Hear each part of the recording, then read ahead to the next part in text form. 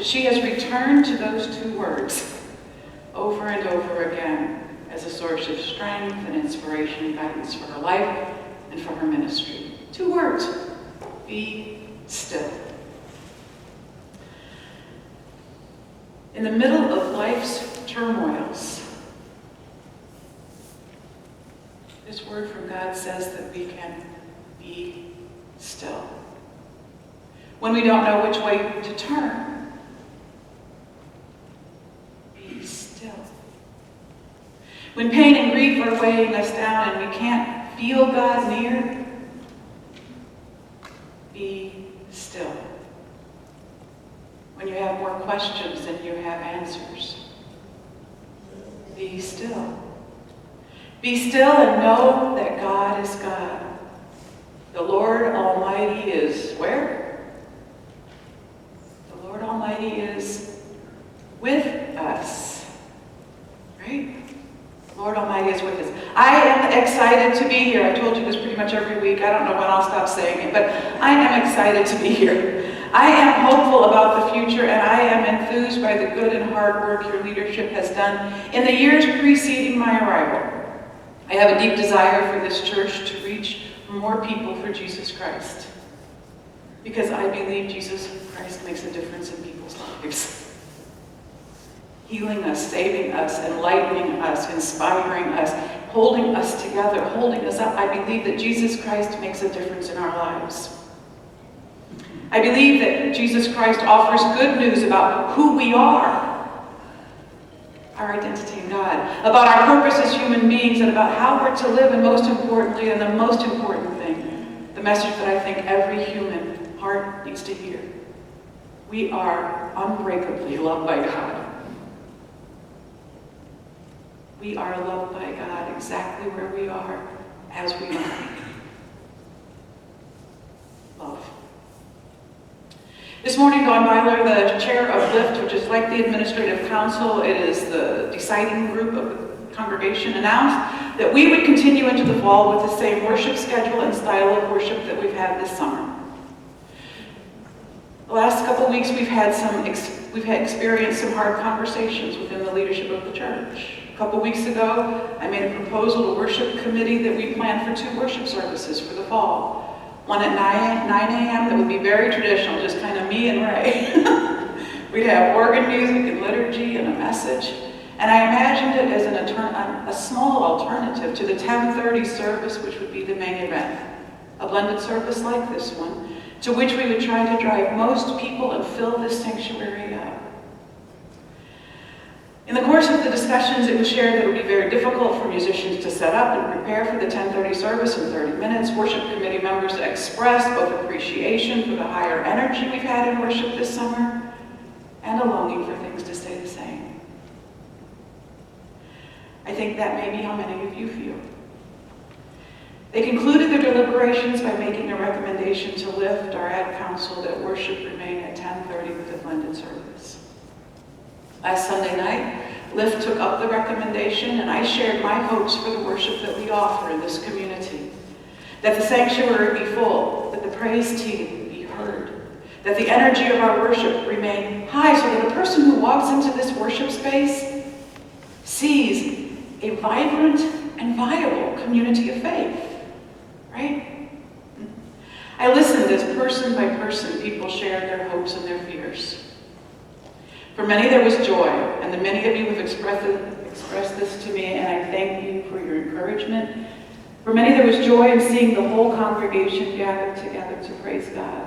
Excitement about seeing the sanctuary more full again. Hope that we might be able to offer a warm welcome to new people who come through our doors, if we can change this thing. For others, though, moving to one service felt like loss of status and position. Giving in to being a dying church, in a sense. For others, the loss was about losing the music they appreciate and enjoy, the music that feeds their spirits. For others still, the loss felt like too much change too soon. After an hour and a half discussion, LIFT voted and decided to move toward one service for the fall. On Monday, I was exhausted. I was exhausted from uncertainty and fear and sadness. My mind was spinning and my heart was heavy. You remember the song that we sang for the ASB service? Here I am, Lord. You remember the refrain for that? If you know it, say it with me. Here I am, Lord. Is it I, Lord? I have heard you calling in the night.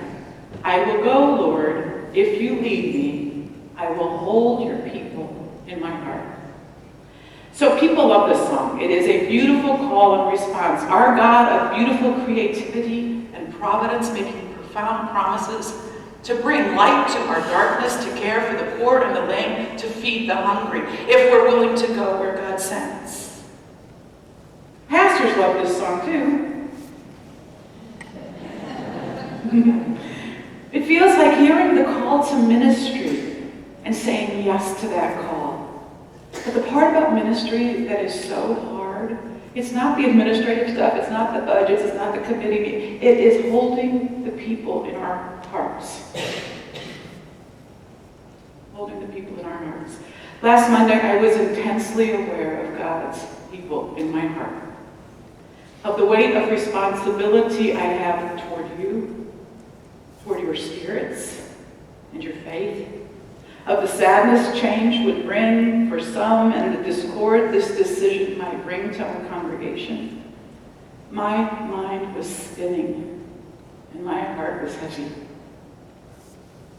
Perhaps you've been in that place before. Pastors aren't the only people who get there. I sat on my deck on Monday and I begged God to show up. Have you ever done that? Dear God, I'm having a hard time breathing. Please show up. All right. So I was begging God to show up, to give me guidance, to quiet my mind, because I knew that this agitation was not of God. I started a breath prayer. I don't know how much practice or training you've had in prayer, because I haven't really been here but about 5 minutes. But I started a breath prayer. So you breathe in, and you use a phrase, and you breathe out. So I started breathing in slowly, breathing out.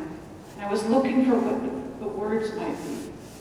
Sometimes it's been as simple as God is love. Breathe in, God is love. God is love. No, that wasn't it. So I tried again. Breathe in, Jesus Christ. Breathe out, is Lord. Nope, that wasn't it. And so I decided that instead of trying to find it myself, I'd wait and let God give it to me. I breathed in and I breathed out. And the words that were given to me are these: be still and know that I am God. Breathe in, be still, know that I am God. And so I sat breathing that prayer, breathing slowly and deeply in and out. I remembered a prayer exercise afterward that I did also while I was sitting on my deck, and I'd like to share it with you. Some people give St. Patrick credit for it. I don't know if that's true. But I'm going to give it to you. I'm going to share it with you today, and we're going to breathe this prayer together. All right? So we're going to start. It goes like this. You start with the whole phrase. Be still, breathe in, and know that I am God. Breathe out. We're going to do that a couple times. And then we'll have the new phrase, which is be still and know that I am. See where I'm going with this? Be still and know. Be still. Be. Okay. So what I'd like you to do is I'd like you to get real comfortable where you're sitting. Hands in your lap, feet on the floor. And I want you to breathe slowly in and out. All right? As you breathe in, pray this: be still. As you breathe out, and know that I am God. You can close your eyes if that's helpful. Be still, breathe in, and know that I am God. Breathe out.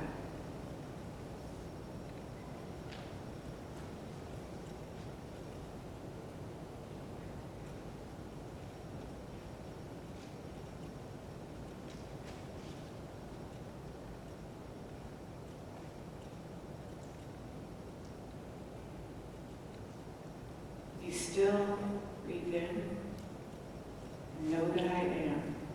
Breathe out. Be still, breathe in,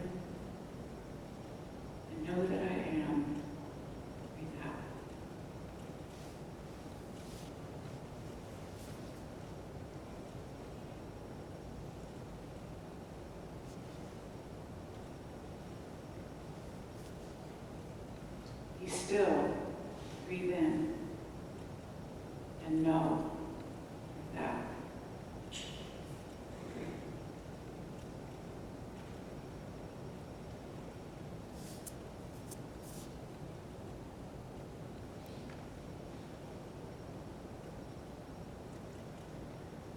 Be still, breathe in, be still, breathe out.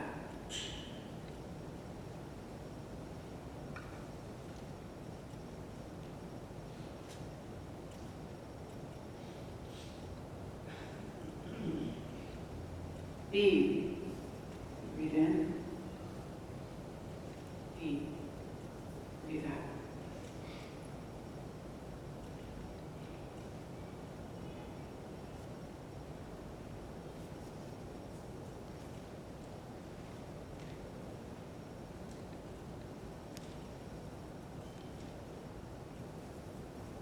Amen.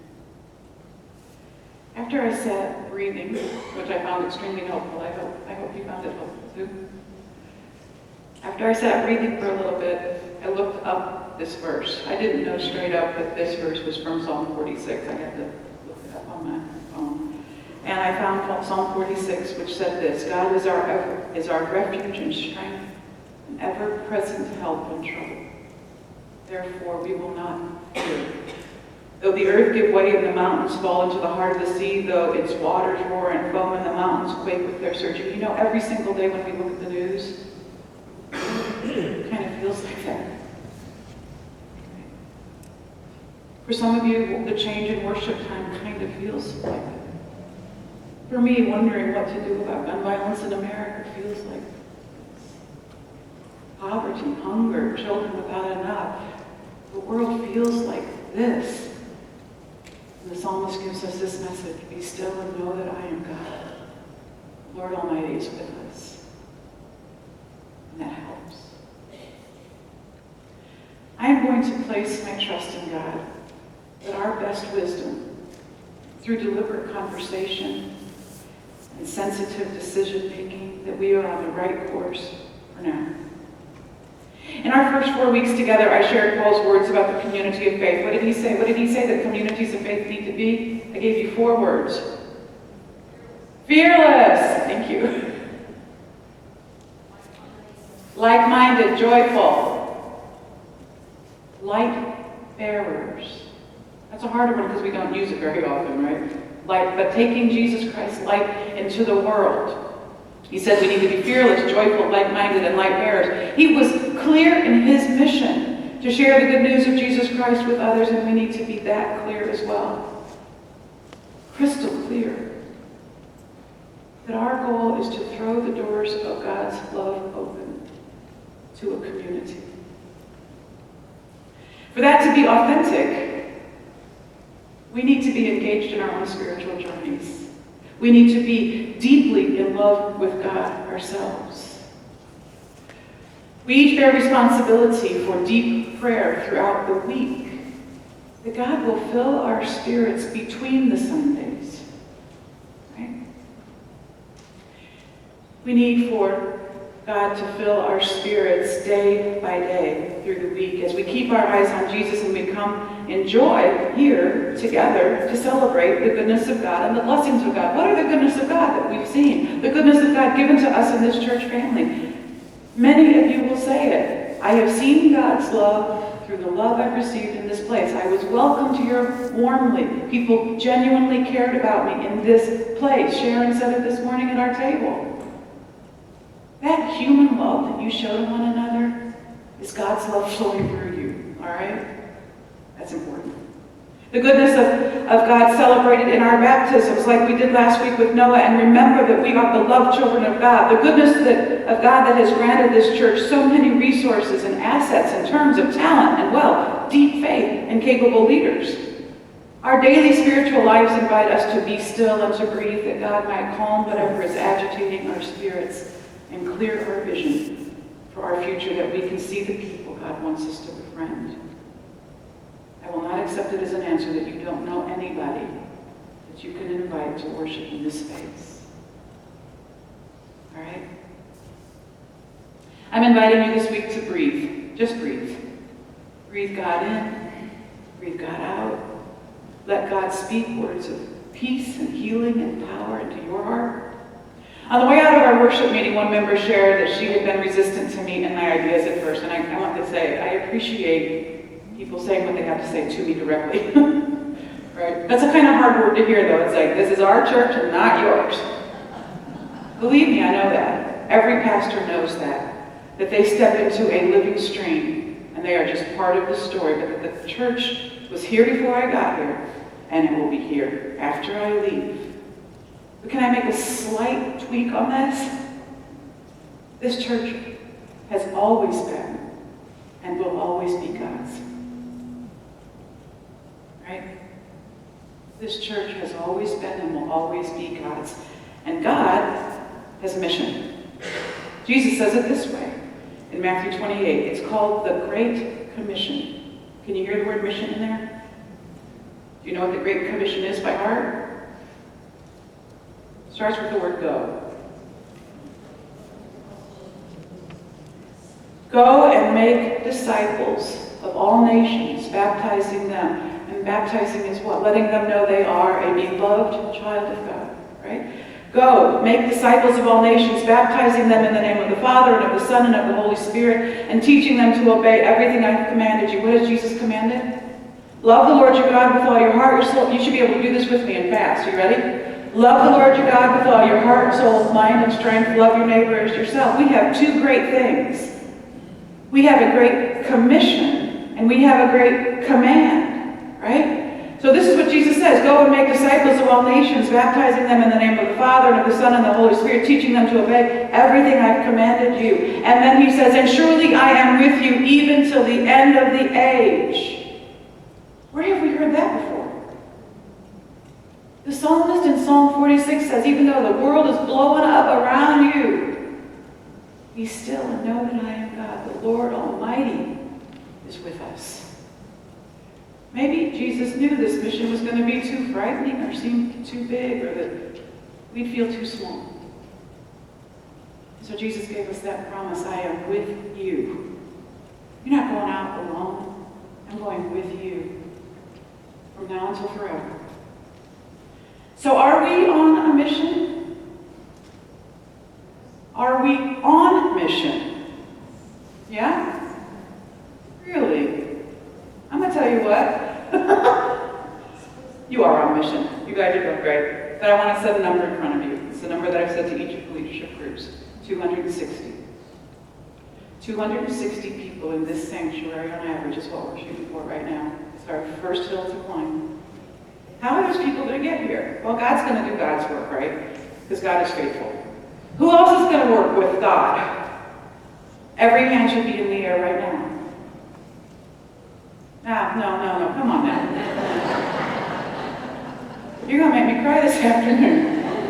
Who is working with God to invite people into a life of faith and joy and love and grace and hope? You don't want to share that with people? That you're still sitting in your seats is a little bit surprising to me. That you're not jumping up and saying, oh my God, I have been called to that mission? To give to people purpose for their lives, joy and hope for the journey, love as they go? Yes, sign me up for that. That's who the people of God are. So have we been on mission? No. Methodists have been pretty quiet, right? We keep our faith to ourselves. We don't talk about our church.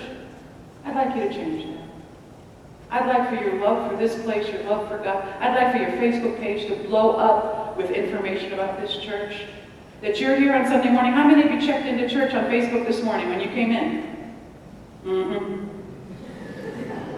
That's a problem. How many of you have Facebook? Now I get hands. All right. If you are on Facebook every Sunday morning, you want to know one way that you can let people know that God matters to you? Show them that you have a habit of being here every single Sunday morning. Check into this place on Facebook. Do you know how to do that? Chad does.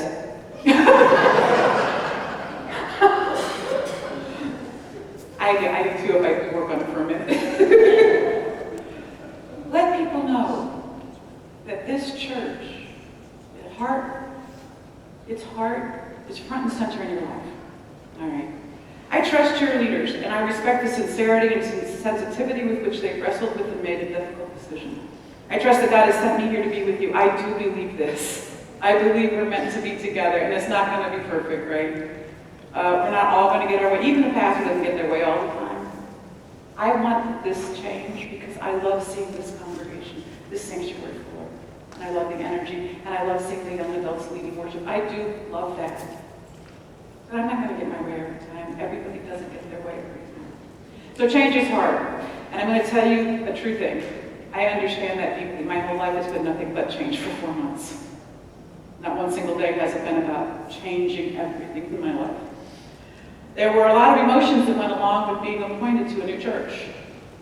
Sadness, anger, denial, and there was excitement and eager anticipation, and there was joy. And I gave myself permission to feel all the feelings. Whatever feelings they were fine. They were just going to have to be okay for that day, for that moment, because every day brought new feelings. It was all different. I gave myself permission to be honest with my feelings.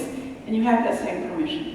Whatever you're feeling about the changes in worship, just feel them. Okay?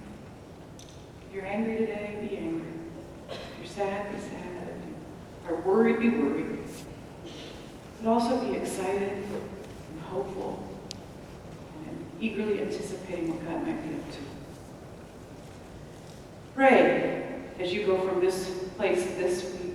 Pray for each person you meet. I want you to think about that.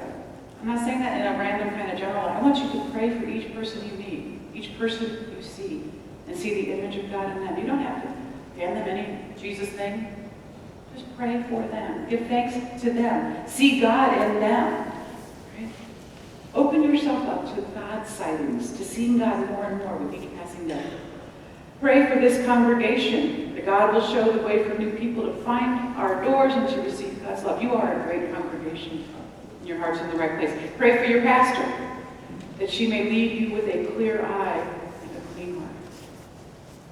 Pray for yourselves, that you might find your way to fearlessness, joy, like-mindedness, that you may be a light bearer for Jesus Christ. This week, I invite you to be still. Know that God is with us.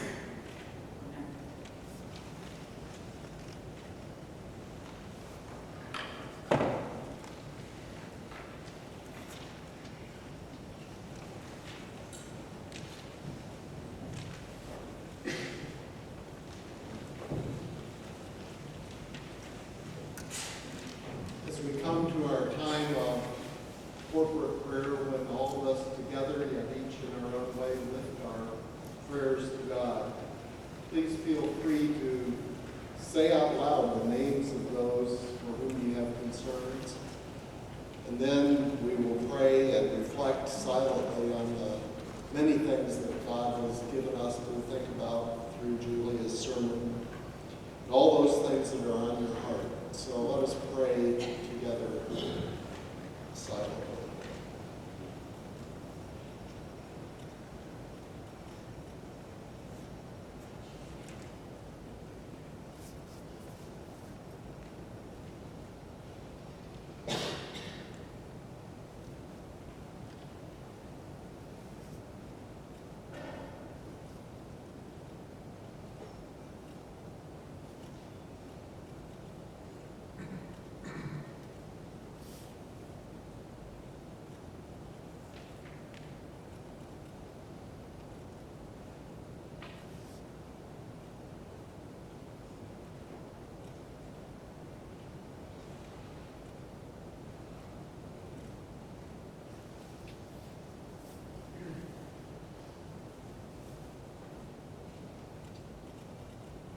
And now we lift our voices together and saying the prayer that Jesus taught us as his disciples to pray, saying, Our Father, who art in heaven, hallowed be thy name.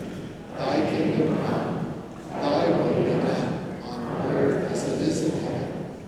Give us this day our daily bread, and forgive us our trespasses, as we forgive those who trespass against us. And lead us not into temptation, but deliver us from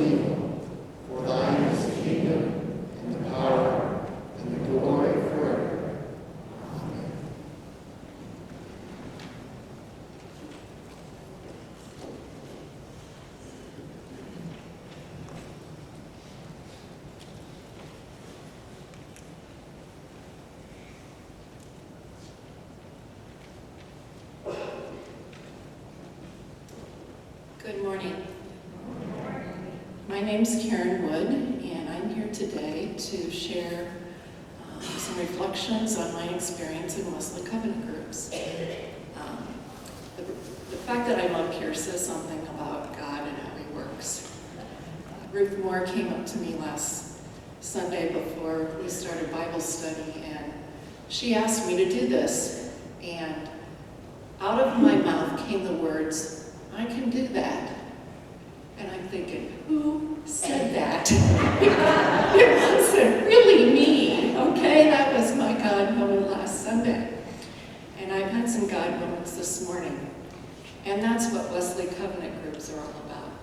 They're God moments. I do feel very strongly about those groups. Many of you know I grew up as a Catholic, didn't study the Bible, and this whole thing was very intimidating. So if you're intimidated by the Bible, you shouldn't be intimidated by the Wesley Covenant groups. Yes, that's what we study, but that's not what it's about. It's about the relationships that we have with each other. The members of our covenant group have been with me through many trials and tribulations. I tend to be very accident prone. And this congregation has shared their love, their prayers, food, and wishes. But most importantly to me, we share their love. God's love. We all have it here. And if you want to feel that love on some other time other than Sunday morning here in the sanctuary, you need to sign up for Wesley Covenant Group. Thank you.